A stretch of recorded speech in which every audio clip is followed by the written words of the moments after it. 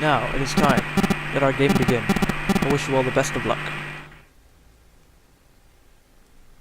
The speaker went silent and did not speak again.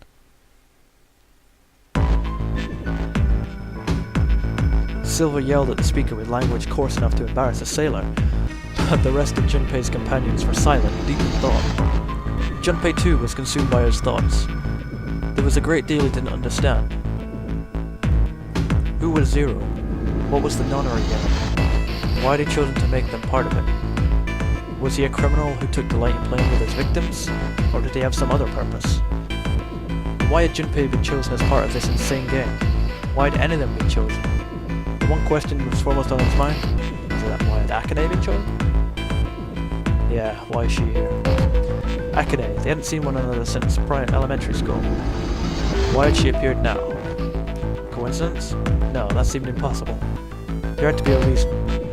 He didn't know what it might be, but there had to be a reason. Very well.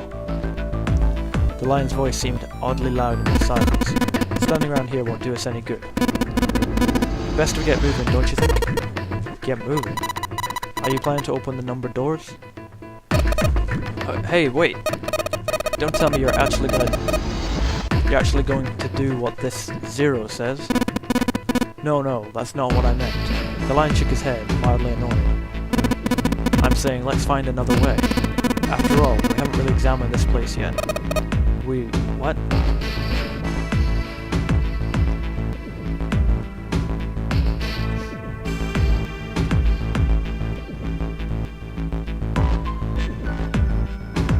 The separate investigations finished, all 9 people were returned to where they left one another. The result of all their work was nothing. The way they were completely sealed in. Their hard work had not gone completely to waste, however. They had learned that a number of things as they secured the parts of their ship they could reach. It seemed that they were confined to decks A through C. C deck was as far down as they would be able to go, however. The reason being,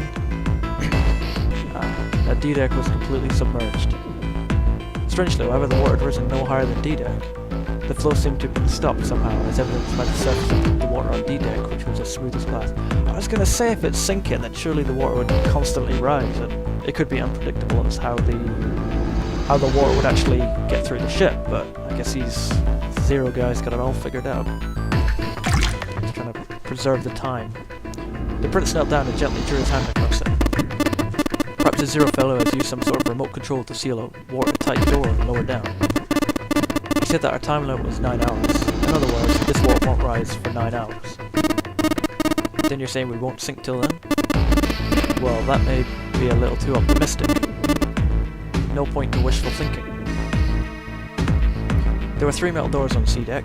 A single door stood off to the side with 2 more on the wall facing the central staircase.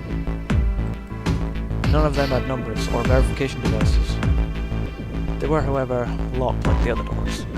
No matter how much they pushed and shoved, the doors refused to move. The mountain and the lion threw themselves against them a few times, but to no avail. The door in the back had a keyhole. Just above it was a strange mark in the shape of a circle surrounding a dot. There were 2 other doors on C deck as well, but it was clear they were elevators, as each had a button next to it with an upside down triangle. They tried pushing the button. No response. Apparently there was no power running to the elevators. To the left of the elevator doors was a card reader.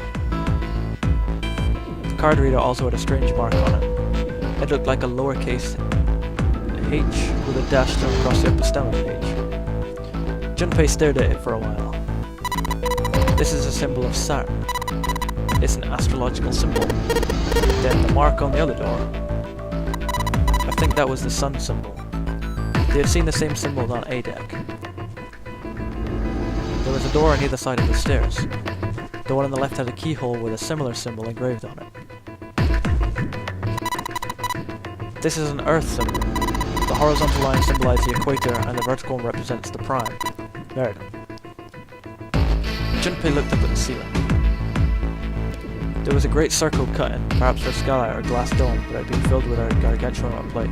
Yeah, there was a big dome above it, but it seems like he doesn't want any water to come in, I guess. The metal looked very solid. Anything short of an explosive charge was unlikely to damage it. There were several windows along both sides of the ship, or at least there had been. They too were covered with metal plates. In other words,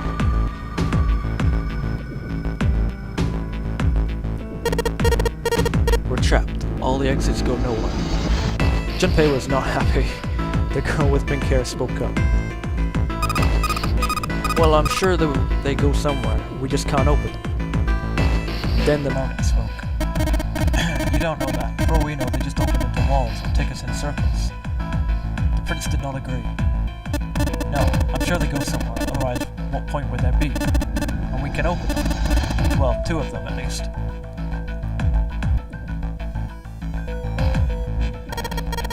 You mean the numbered doors?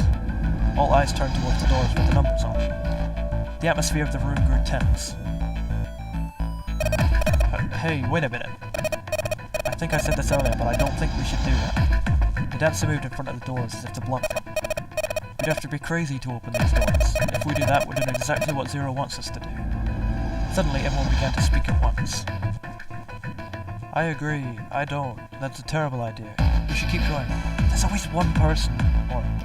well, now she sparked others, but what's that? No, we shouldn't. That's what they want us to do. I was like, well, you don't exactly see any other ideas out of this place, so I'm agreeing with the people that need to do this.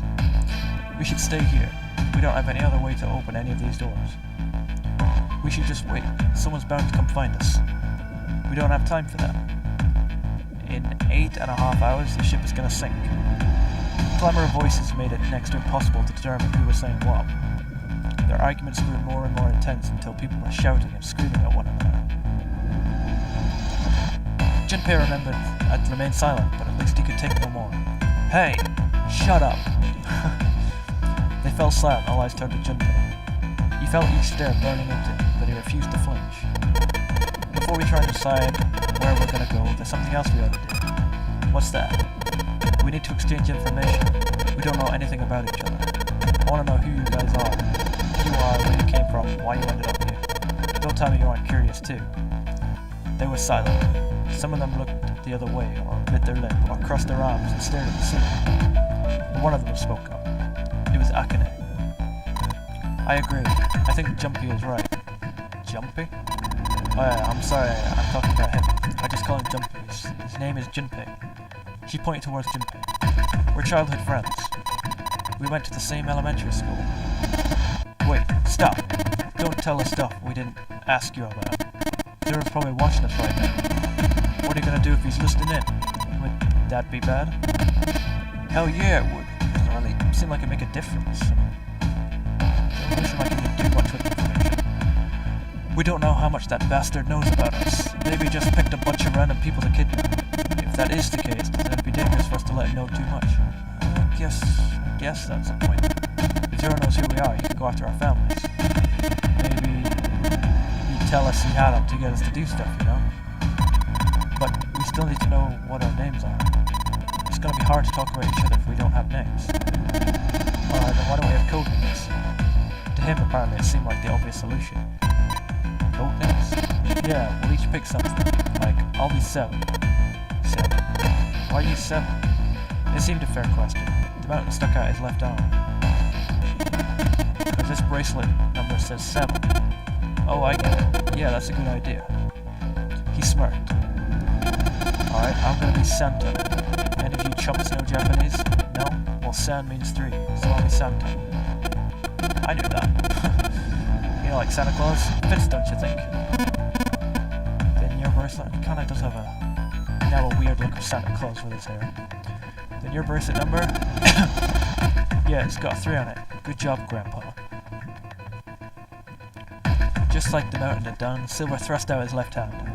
Sure enough, the face of his bracelet read 3. Very well then. I'll go next, shall I? My bracelet number is 1.